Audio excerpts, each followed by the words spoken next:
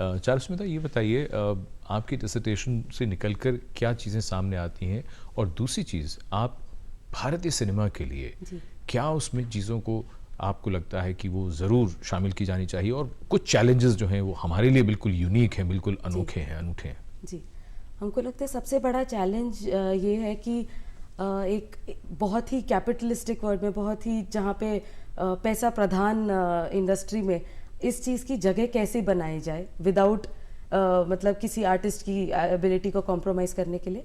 तो future plans में मतलब जस्ट टू इस चीज़ को एक आधार देने के लिए हम यही कहेंगे कि आगे इस फील्ड में मीडिया इनोवेशन और नए रिसर्च टेक्निक्स बहुत ज़रूरी हैं इस फील्ड में, कि किस तरीके से, जैसे मेक्सिको में अलग चैनल्स के अलग रिसर्च एंड डेवलपमेंट इंस्टीट्यूट्स हैं जो कि सिर्फ ये काम करते हैं, वो मीडिया स्कॉलर्स, कि किस तरीके से हम इशू को स्टोरी के अंदर वीव करें, कि वो स्टोरी अपने आप में प्रोटैगनिस्ट बन जाए, अपने आप में हीरोइन बन जाए, कोई हीरो हीरोइन ना हो, एक सिंबोलिज्म है।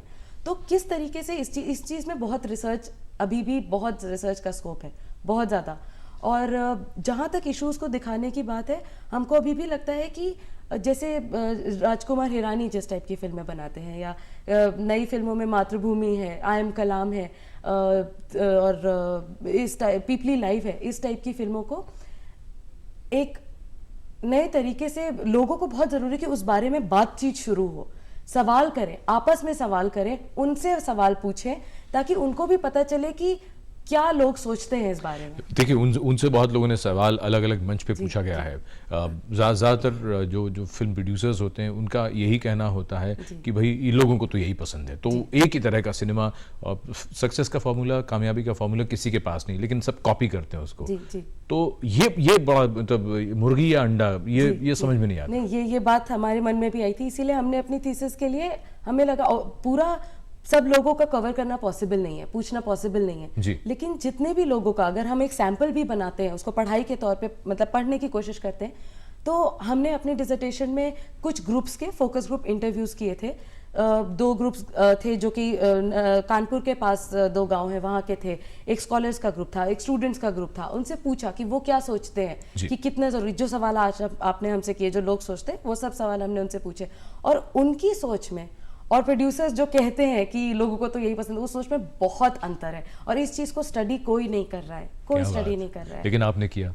जी, कोशिश की और आगे कंटिन्यू करने का किया रखते हैं। बहुत धन्यवाद आपका, और आपने जो नई बातें जो हमारे सामने रखी हैं, उम्मीद है जहाँ तक सिनेमा की बात है, ये महंगा काम तो है ही, बिल्कुल, इतने करोड़ों जब दांव पर लगे हों, तो कोई नहीं चाहता कि वो मतलब ऐसा कुछ हो।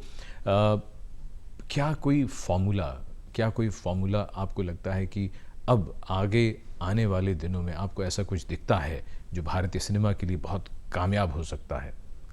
अगर हम कमर्शियल सक्सेस की बात नहीं कर रहा। नहीं, हाँ बिल्कुल नहीं, हम बिल्कुल सहमत हैं आपसे। हमें लगता है कि जो फिल्मकार हैं, जो फिल्म बनाते हैं, उनके लिए एक सक्सेस का फॉर्मूला जो हमारे ओपिनियन में है कि लोगों से जुड़ना, जिन लोगों पर वो फिल्में बनाते हैं उस तरीके की जिंदगी वो जिए, तो जो फिल्में उभर कर आएंगी वो बहुत रियल होंगी, और लोग उस बारे में बात करेंगे, क्योंकि वो अपने आप को वहाँ देख पाएंगे।